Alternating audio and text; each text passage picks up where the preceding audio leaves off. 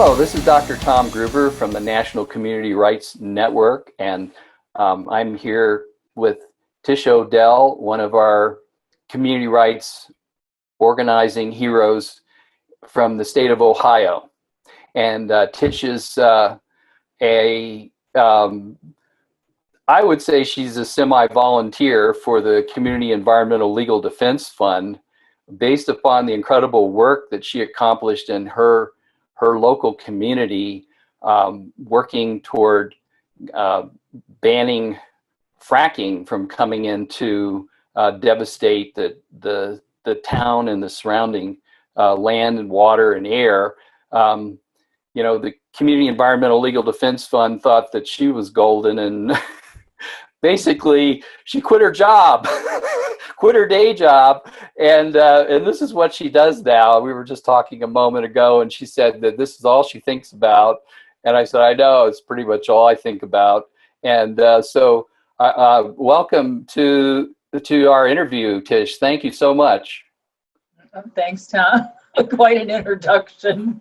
We were talking about being consumed by community rights when you discover community rights, and I'm not a hero. I don't use the word. We can't expect heroes to come save us. So it's up to each of us. We have to each work on this and save our communities. So yeah, I think you're talking about a superhero. Yeah. What we're talking about here is someone who has perceived that duality between good and evil, and has stood on the side of good, and has done so at great odds. It's almost kind of like a sublime insanity, a sublime madness. We're just a tiny ant up against a giant mountain is the way it feels for the most part. Yeah. But yeah, I think all great social movements and all rights, the right for women to vote, the right to abolish slavery, people to be free from slavery. Those things started out with just a few people. Mm-hmm.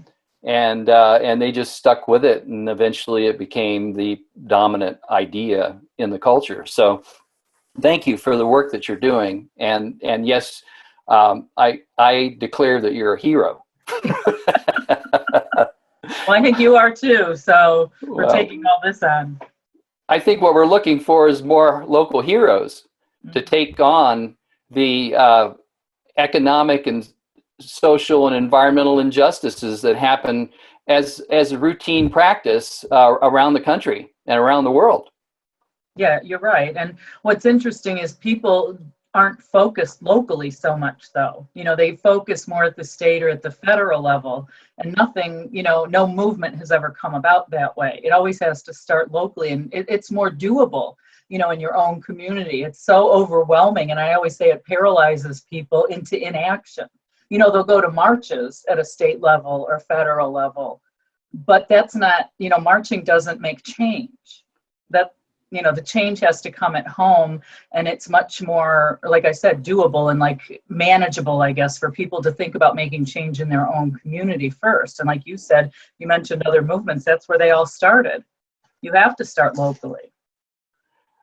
Yes, and so what we're talking about today is basically what's happening locally in Ohio, and there may be some state activity going on that's based upon that local activity. So from the National Community Rights Network perspective, we would like to have your update on the state of Ohio, starting with what's going on around there in the local towns and cities and counties.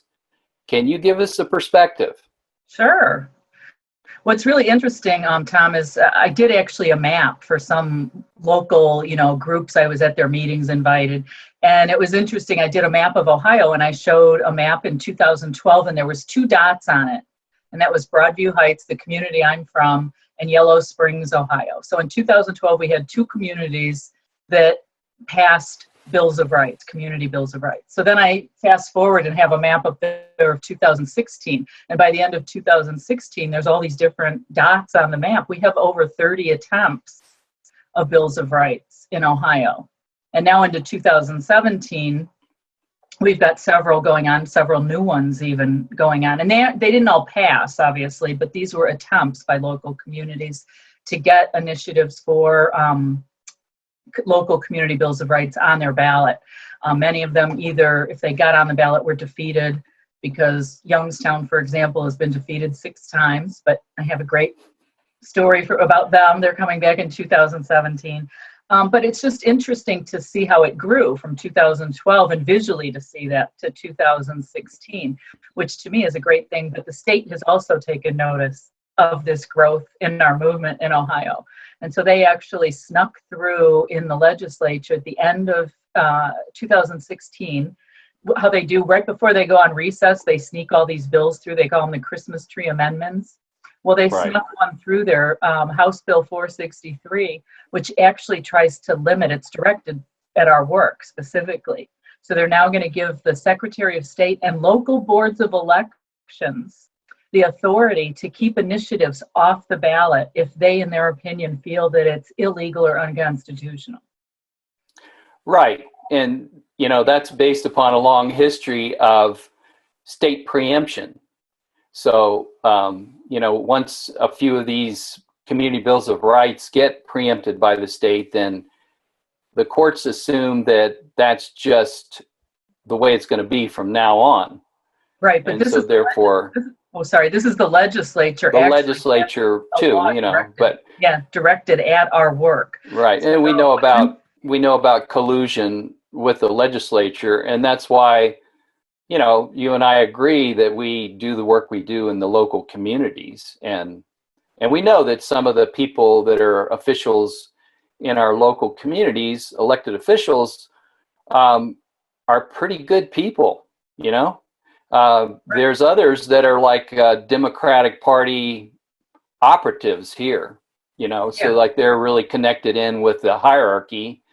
The Democratic Party is the party that brought us fracking, basically, and so it's really not a partisan issue. I mean, the Republicans will do it in their sleep, and the Democrats will say that they're really, really sorry, but it has to happen because, you know, there's nothing we can do about it. Our hands are tied.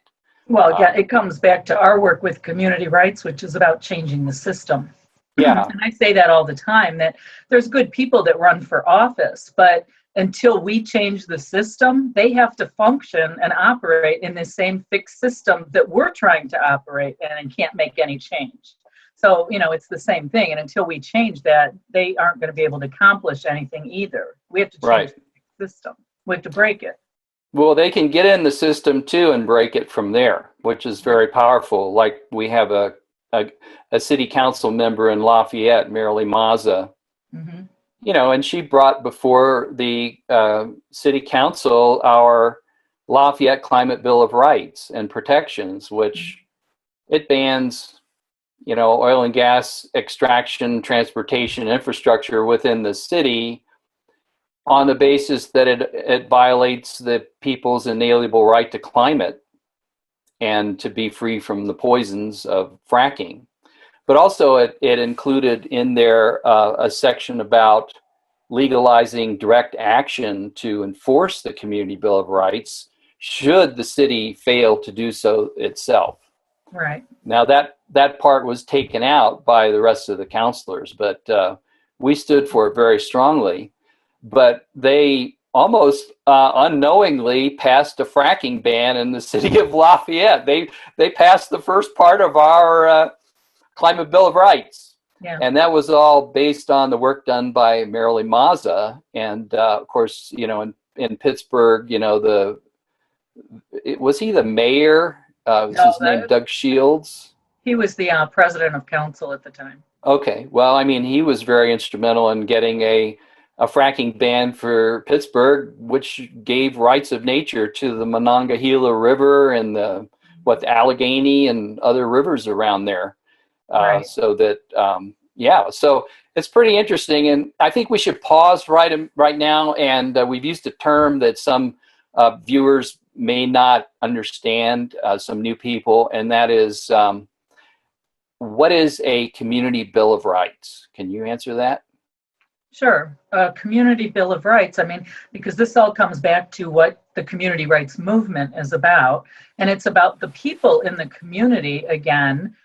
They envision maybe a certain future for their community, right? And we're talking about drilling and fracking because that's something obviously in Ohio and Colorado that we have in common. But there's many other issues too. And it's about the people, instead of just relying on electeds to pass laws for them. And right now they seem to be passing them in favor of what benefits corporations and their profits. But it's about the people saying, no, you know what? We live in this community and we're going to actually have input and voices in drafting and making laws that create the communities we envision to live in now and in the future. And that's something that we have forgotten, I think, how to do and how to assert. We're very good at protesting. We're very good at holding up signs and marching. I even say sometimes we have pedometers now so we can even count how many steps we're doing in the marches. I said, but then nothing changes right after the march. The example I give a lot of times is the Women's March, that one, but that we could talk about that another time. But so we're good at marching, but not actually making the changes we want. And that's what we have to see. And if the system is fixed so that we really don't have any input in the laws that are governing us, corporations have input. So what we have currently is a system where people in the community are following the laws that corporations write. And we have to switch that. And community rights is about that. It's about the people writing the laws that now the corporations in the community are going to follow. I mean, that's part of it. So now, why don't you give us the first town that you can think of that is town or city that's doing a community bill of rights? And I have some of them are doing them again, like Youngstown, for the seventh time coming up. So we don't need to go through the entire history of Youngstown, but you could give a recap, a capsule of what's happened there.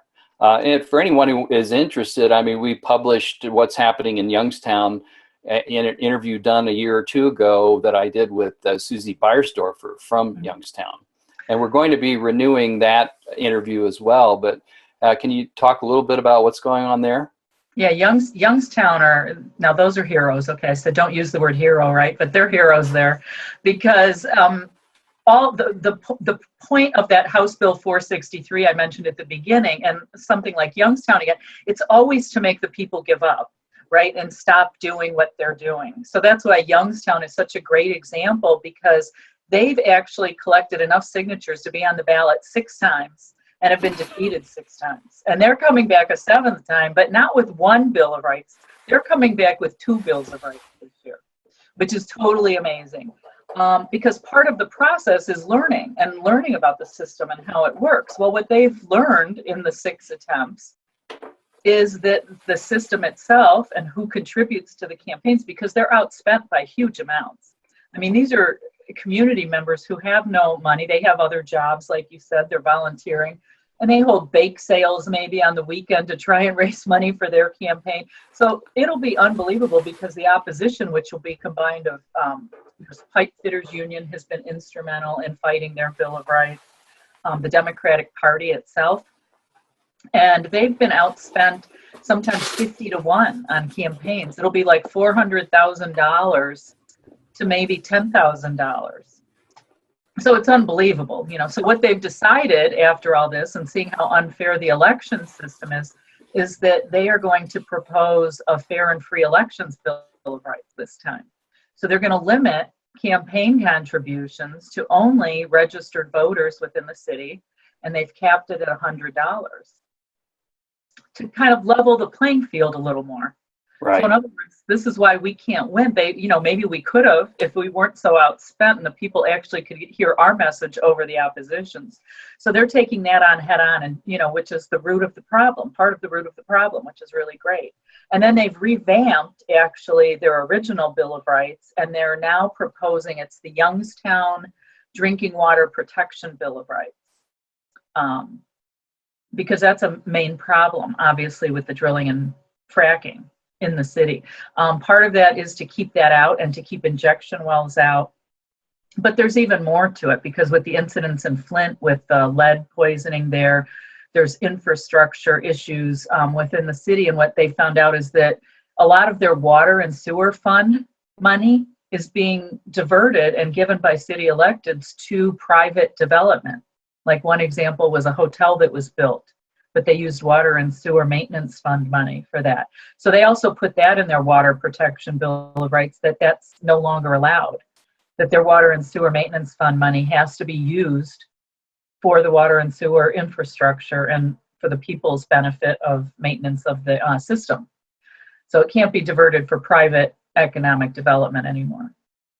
So that's what's going on in Youngstown. So they started collecting about, I think, a week or two ago on both of these bills of rights. So it'll be interesting to see what the opposition comes out with, especially to the Fair Elections Bill of Rights. How they're going to handle that one. We also have, I'm really excited, similar to Colorado, in Bowling Green, Ohio, and it's the first time we have a group of students, college students from Bowling Green State University, actually really took this project on. And it was the environmental group on campus, but also working with residents within the city of Bowling Green, and they're proposing the right to a livable climate also. They're collecting signatures now and hope to get that on the November ballot. So that one is currently underway. We have up in Toledo, Ohio, we have a group of residents, they're called Toledoans for Safe Water is the group name, and they're proposing actually the Lake Erie Bill of Rights. So they are proposing, it's really more of a rights of nature, because they are frustrated seeing that the electeds, both state, federal, local, no one's really doing anything, the regulatory agencies, to protect Lake Erie.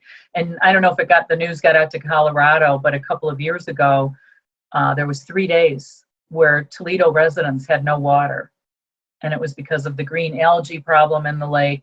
Of course, they blame it on other things, weather, but it's because of big factory farms in the area, among other things. And so the residents have decided we can't rely on the electeds to protect our drinking water or our lake. And so we're going to propose this and give the lake itself rights. It's a rights of nature Bill of Rights. And then we have 3 counties, Portage County, Medina County, and Athens County, who have all been kept off the ballot 2 years in a row. And they're proposing county charters, actually. So not just a single law, but their counties currently do not operate under a charter. And they've decided that the best way to protect their counties from various harms, one is pipeline. The Nexus Pipeline is scheduled to go through Medina County. Athens and Portage take in a lot of waste from the drilling process, and they're worried about their community and the water supplies there. So they're proposing county charters with bills of rights included within the as part of the charters. And 2 years in a row, the Secretary of State, the industry, and then ultimately the Supreme Court have kept those off the ballot. But they're coming back. They're trying a third time. They've revamped their charters, and they're going to see what happens. So again, this goes back to that House Bill 463 I mentioned at the beginning. The state is frustrated, and the industry, that these people aren't going away. I mean, part of keeping them off the ballot and saying they're illegal and unenforceable and defeating them with lots of money at the polls on election day is to make them go away, to give up. And so the fact that they're not is why they passed House Bill 463. They thought, fine, we'll just pass a law where we're just going to take all the control away from you now. And just to emphasize, so far what you've talked about is what's called the Citizens Initiative process. And anyone who's not familiar with this, can you explain how that works, just briefly? Right. Yeah. Not all states are fortunate enough. In Ohio, we actually have the ability to propose by initiative. So in other words, the citizens can get a petition, collect enough signatures, depending on what they're doing based on what the state requires, and then put that on the ballot.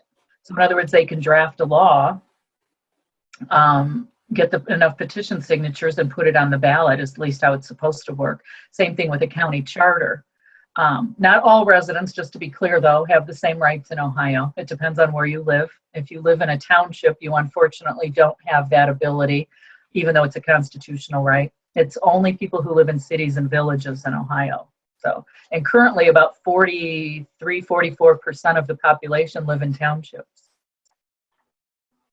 Okay, so we have Toledoans for safe water, and what's the next community that you can think of?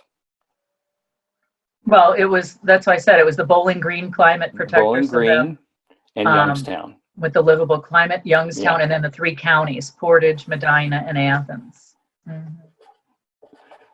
That's incredible. So, and these are the current hotspots, and then there's people in different communities who've been doing this now since, I don't know when this all began, the community rights organizing. I don't know when it began in Ohio, but I know that 2012. 2012 was kind of the turning point, and for a lot of us, I mean, that's when 2012 was when the oil and gas industry began drilling in the backyard of a little community here in Erie, Colorado, Mm-hmm. and sent a bunch of kids home sick. And that started the buzz here for all of us. I can imagine, I mean, I've heard a little bit about your history when you were simply working right there in Broadview Heights only. I mean, you see these mothers with these looks of horror in their face, like terror, come to a meeting and just start, shaking and trembling that, these fracking wells have been put up in the backyard of a elementary school, and their kid was sent home with a bloody nose and respiratory problems and nausea and headache, and they're just terrified. Right. Back in 2012, there wasn't even that, much data on any of that. Now in 2017, at least, there's been several studies, about how dangerous all this is, right, and the VOCs and endocrine disruptors and all these different chemicals, and how the children are so affected by these chemicals when they're so close to them. Another community, just to mention, is our state capital, Columbus, the city of Columbus. They've attempted twice to collect enough signatures to put a community bill of rights on the ballot. And unfortunately, this last attempt they had to, because now what the city did is they passed a new law, a new amendment to their city charter, which now residents are limited to 1 year to collect the required signatures. And so they had to turn them in, and they fell short this latest attempt to get their community bill of rights on the ballot. But their issue is we have, there's radioactive drill cuttings that come up. You are probably familiar with that too, every time they drill. And it's about dumping these. Well, where do you put these? So there was a proposed, I think, a landfill that would have been in the Columbus City watershed. And that was what prompted their initiative there. So they're right now regrouping to see, what they're going to do going forward. But it's interesting. So it's the big cities, even small towns, rural communities, but everyone is getting involved here. Can you tell me if you have had any communities that have been preempted by the state legislature? And I know that I guess it was in the mid 2000s, the state of Ohio passed a law which would preempt local communities from having any say on the fracking that goes on around their houses and playgrounds and nursing homes and right. That was in 2004. It was House Bill 278. But they're not stopping. And they've added to that. And just to talk about preemption a little. So in 2004, they passed House Bill 278 in Ohio, which stripped local communities, which prior to that, local communities could pass stricter regulations on oil and gas. So in other words, the state rules and regulations were a floor that the local community could expand upon. So if the state had set, let's say, 100 feet as a setback, the local community could say, no, we think 200, 500, whatever they decide, it, protects our residents more and the community more. But in 2004, that all changed. They said the state has all control over all oil and gas drilling. And actually, currently now, they're trying to put through in the budget bill, they're trying to expand on that even more, that the state has all control to take away any, say, like parks that a community may have, that they have no say in that anymore, even though the community it may be their land. So the municipality owns the land, but they're trying to put through now that the state can force them into a drilling unit without their say at all. So they just keep expanding on it. But this whole idea of preemption, I mean, it's not just oil and gas drilling. And that's why we say community rights. It doesn't just have to do with oil and gas. They are preempting us on everything. And in Ohio, and I'm sure other states too, they figured out that this is a great way, and when I say they, I mean corporations, industry, to just get around the people. We don't want the people to have a voice or a say in what's going on. So we have preemption laws here in Ohio. They passed one this December too about minimum wage. So no community can pass any law having to, doing with changing the minimum wage. It has to come from the state. We obviously have gun control regulations set by the state, no local community. We had a community here try to pass a gun control law saying in our parks, our playgrounds in the city, we don't want guns. That was overturned. Well, they didn't actually challenge it, but the NRA came into the community with carrying guns and doing a big, rally and things, and the city council rescinded their law at that point. The predatory lending is another one. No community can pass any law having to do with the rates on predatory lenders.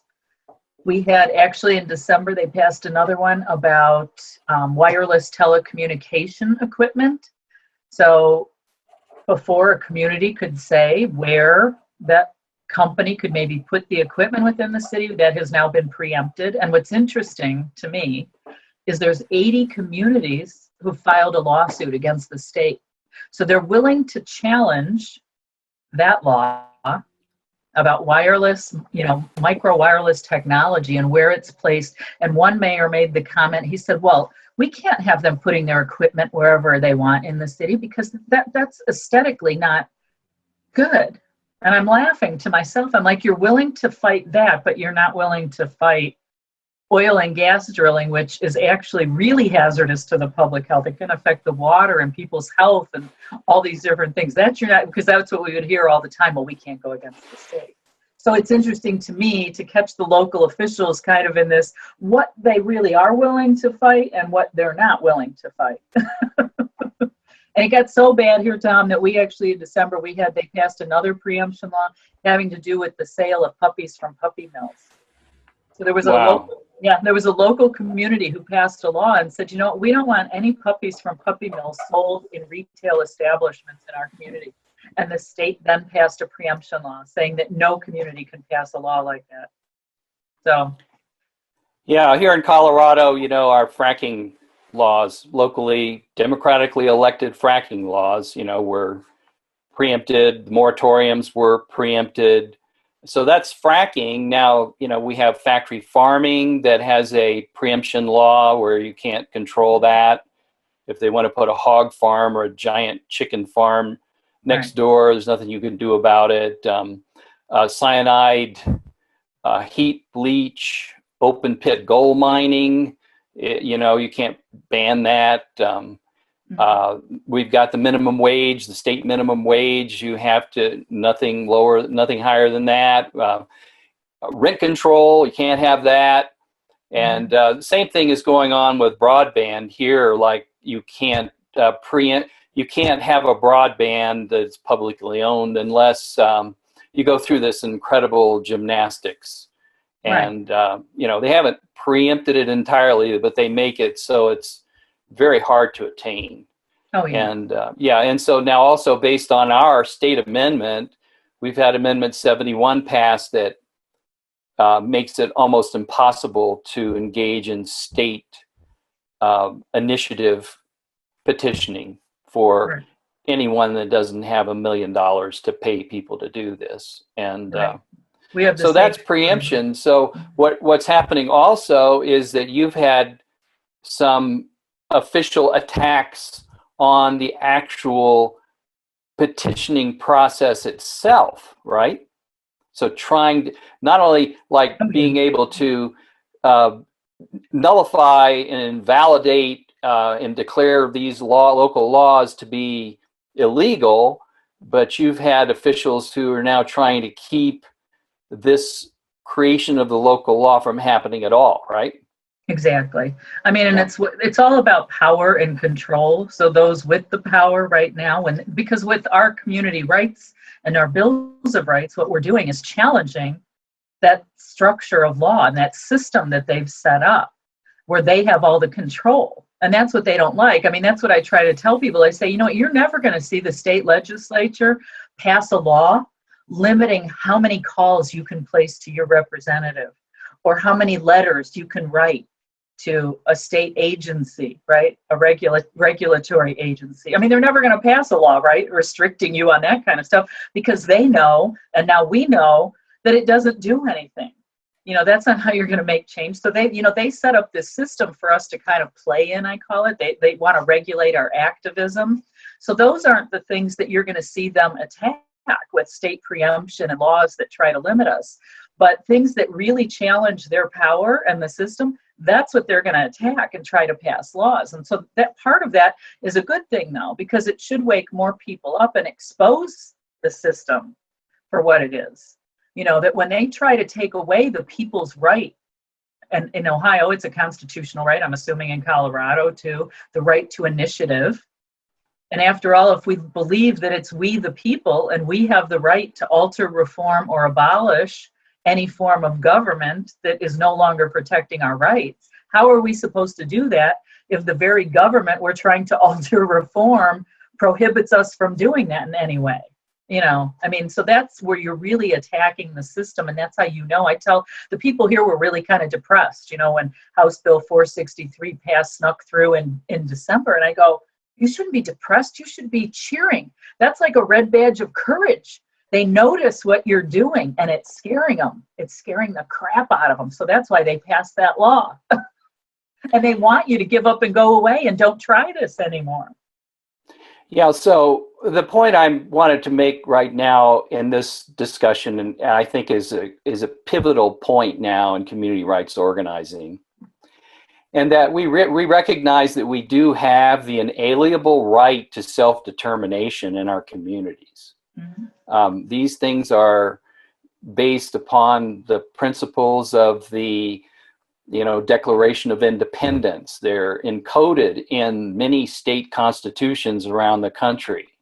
They were actually pretty much excluded from the at the federal level by the Federalists when they, wrote the federal Constitution in secret behind guarded doors and windows. But we have these vestiges of the great revolutionary spirit of this country still encoded in law in places around the country. And those of us with initiative, in our state constitutions, that's what that's all about. So we know that we have these inalienable rights to self-govern. And so in Colorado here, what we've done is we have now exposed the truth of what's happening here. We've created a new story for the public.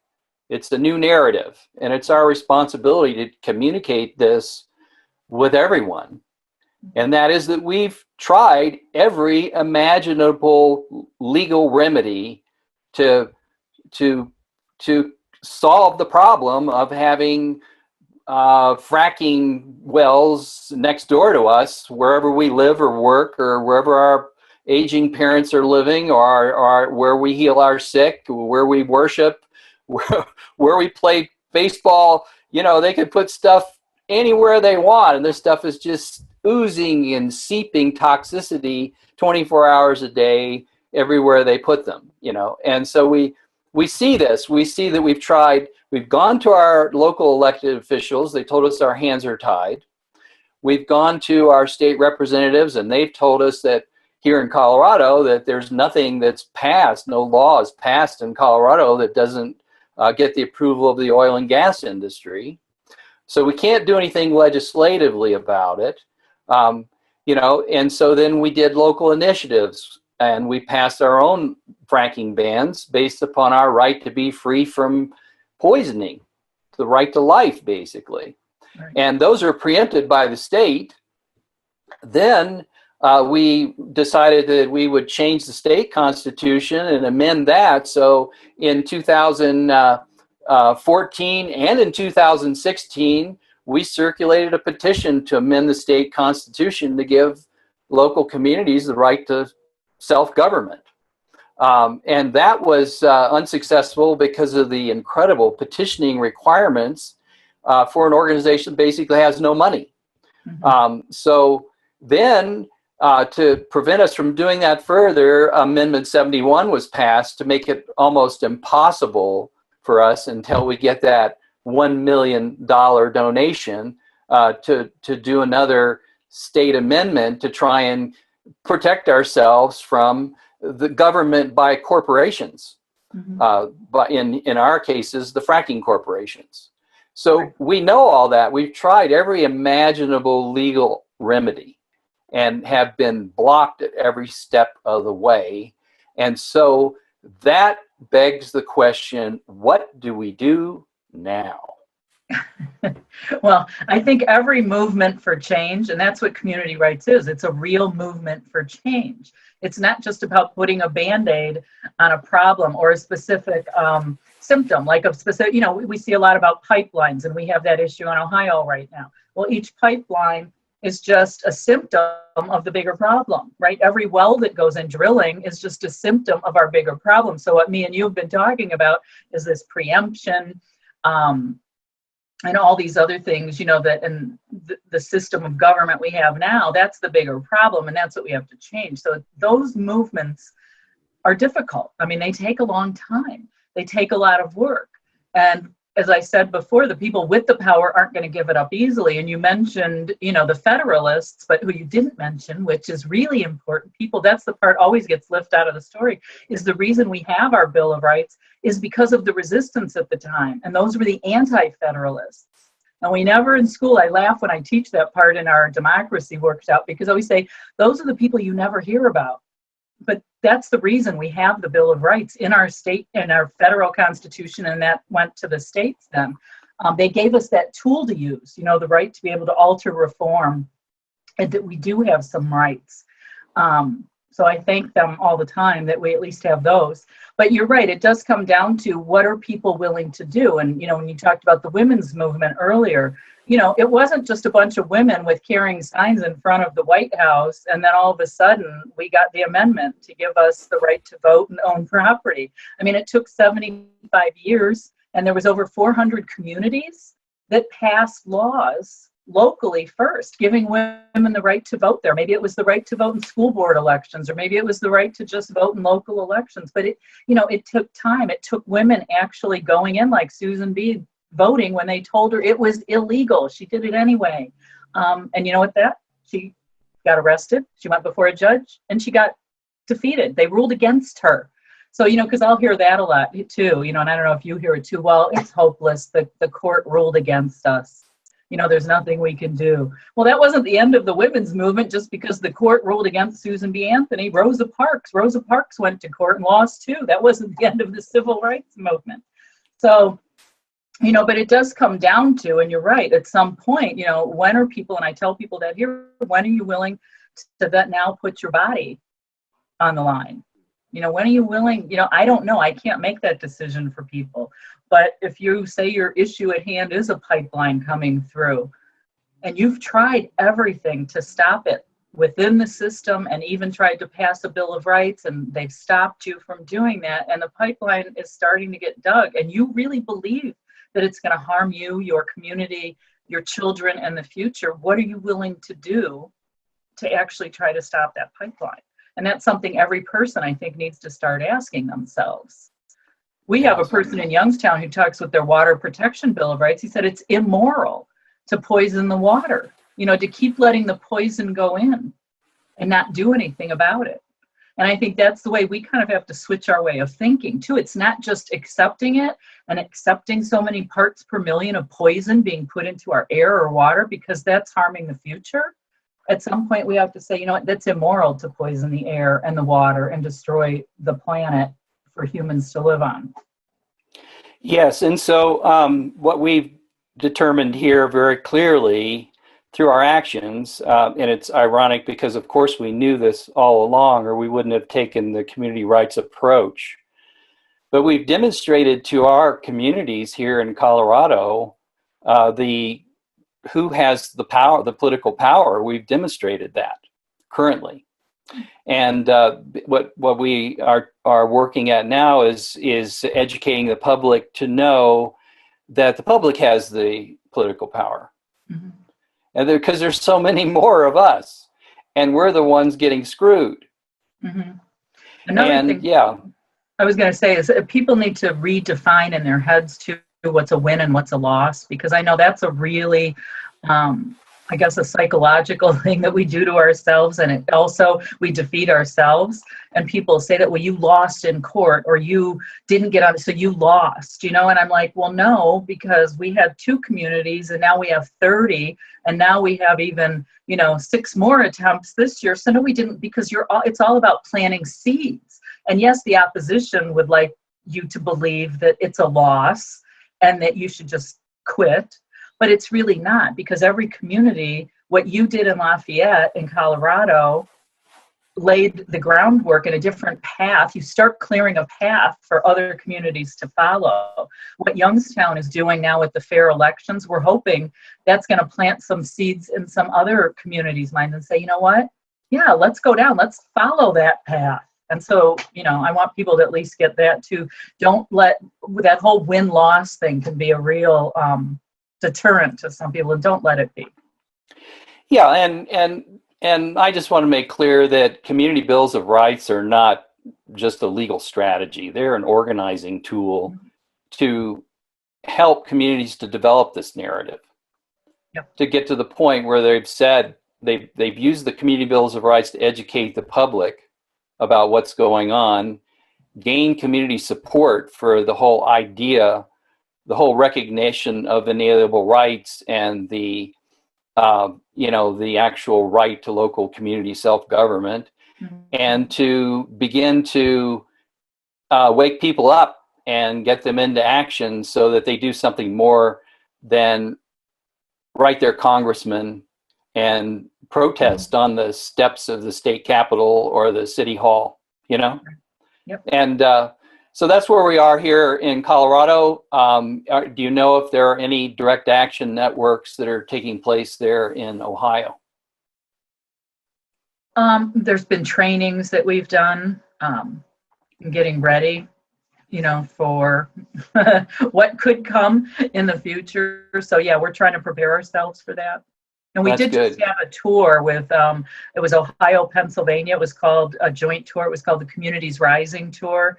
And we actually brought in Thomas Lindsay from CellDef and also Ken Ward, who was one of the 5 valve turners who shut down pipelines all on one day.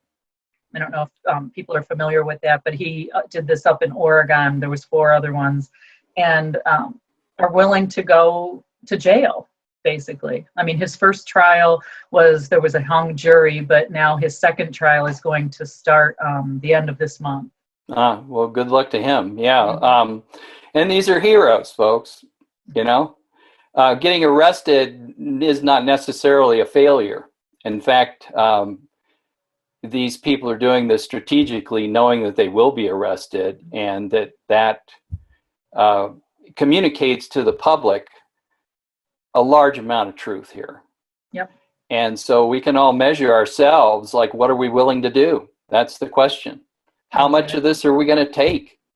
And like, if we're working in the regulatory system and, we're working with some big nonprofit that's meeting at the negotiation table about lowering the particles per million of some poison, or, developing, another 100 yards of setback between your house and a fracking well, you're really not doing activism. Giving money to those big organizations and showing up at their demonstrations is basically dividing and conquering the real actual activism that needs to go on. Even the Democratic Party itself in some communities now says that they have, activist training, and basically what they're doing is teaching you how to write a good sign to hold up at a demonstration and how to give a good testimony at a public hearing.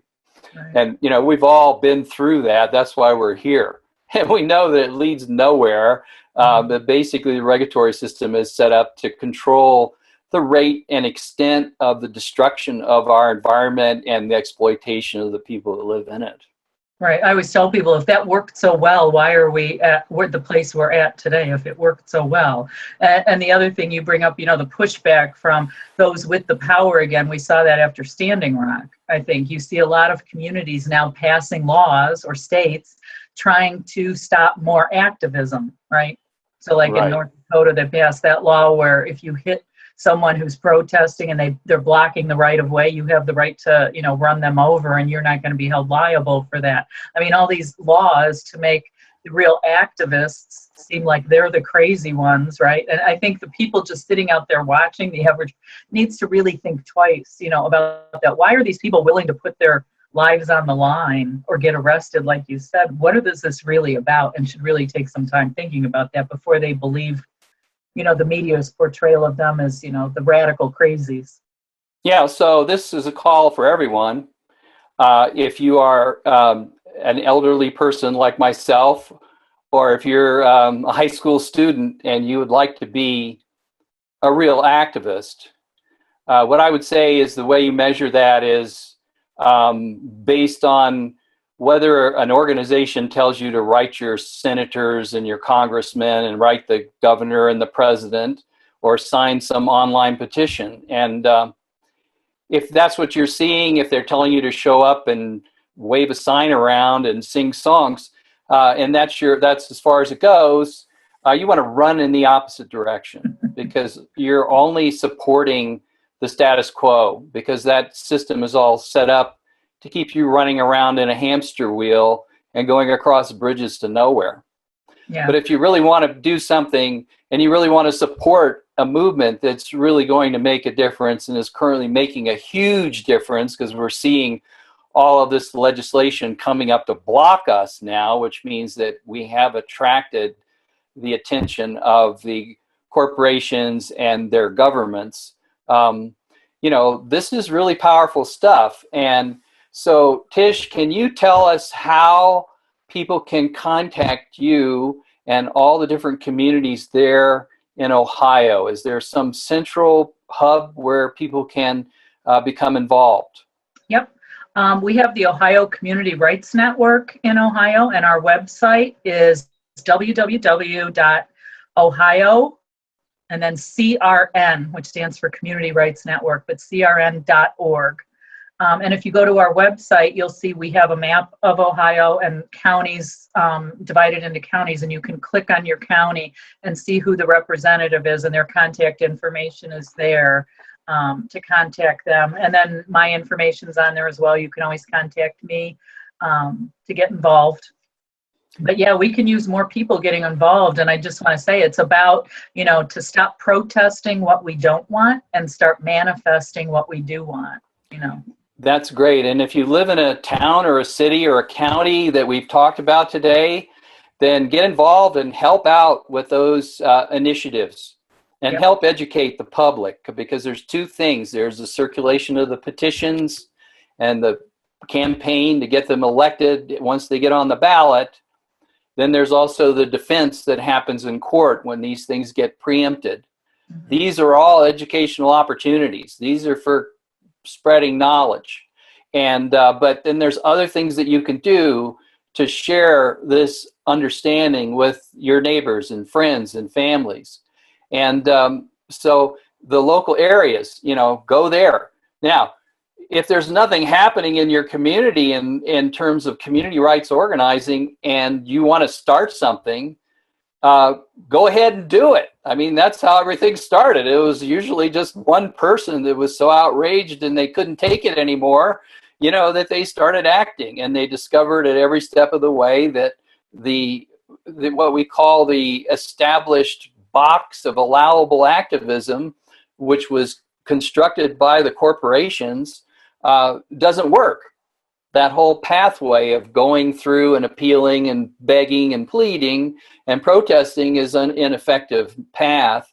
And so they discover that. The next thing they know, they're calling the Community Environmental Legal Defense Fund, or or a representative like Tish, and off you go. You've created a local movement, and you get a few core organizers together, and you start getting a real good understanding and analysis of what's happening in your community, why this is supported by a system of law and government that basically keeps us out of the decision making about our communities, and then you can start petitioning there and raising public awareness. And the reality is that we need thousands of these, so you could be a local hero. And Tish is here to help you. And of course, we are too here at the National Community Rights Network. And another thing I want to say is that we've reached the stage in our organizing where funding is a huge consideration. Funding is really important. And we have not been heavy on fundraising ever in our efforts. I mean, people have just given out of the goodness of their hearts without even being asked. But I would say that if you go to the Ohio Community Rights Network website and you see a donate button, you might want to push it, because that could be one of the most important things that you do at this time for your own safety and health. Another thing is that a lot of these organizations have Facebook pages and all sorts of things. They may even have local websites. So, subscribe to whatever's going on. Get on the Ohio Community Rights Network newsletter list. Try and stay informed, and you'll see by going to any of our websites that there's going to be references and materials and resources and links to other places where you can get as much knowledge as you want. So, Tish, is there anything else that you would like to add before we sign off today? Yeah, no, just thank you for letting me get on here and get the word out about Ohio. We do have a Facebook page too, the Ohio Community Rights Network. And you're right, we're not very good probably at self-promoting. I laugh because I think, they've corporatized everything. I go, they've corporatized activism too. So a lot of the big groups you think of, I won't mention any of them by name, but environmental groups, people think they're so huge and they've got all this money. And so it's funny to me sometimes because we're not corporatized at all. We're not very good at, like you said, raising funds. That's not our main focus. Our main focus is the work, because we all believe it so much from the heart that it really is about the people having the right to self-govern. And so we really do need the help. And you're right, I'm glad you brought that up. If there isn't a community or a contact person for your community or county on our website, to please contact me. And most groups, you're right, started with 1 or 2 people in their community. And, that's how it grows. So, yeah, welcome aboard if you want to help. Well, here in Colorado, we won't accept corporate donations. There's some corporation that we would consider, but it's not a rule, so to speak. But, there's always strings attached. And we've had Democratic Party operatives ask us if they can help. And, of course, we have to turn them down because we know that the two-party system in this country and the whole way it's all set up is totally corrupt, and we can't afford to have any strings attached to people's help, their funding, anything. So the reason we're mentioning the help needed for funding and for your participation is because you're it. There isn't any other place. We need help from people. And no corporation, no government, no elected official is going to save us. It's just not happening. When we say it's a people's movement, we really mean it's a people's movement. Yeah. And so get involved and be a part of a real movement. Be authentic and make a change right where you live. And that's what this is all about. Mm-hmm. Well, thank you, Tish. It's been just a great honor to talk to you today. And And this video will be posted on the National Community Rights Network website and YouTube channel, but we're also going to make sure it gets put on the Ohio Community Rights Network website and be distributed in social media throughout Ohio. Great. Thank you, Tom. Thank Good luck you. in Colorado. Thanks. Good luck at Ohio. All right. Talk to you soon. Bye-bye. Bye.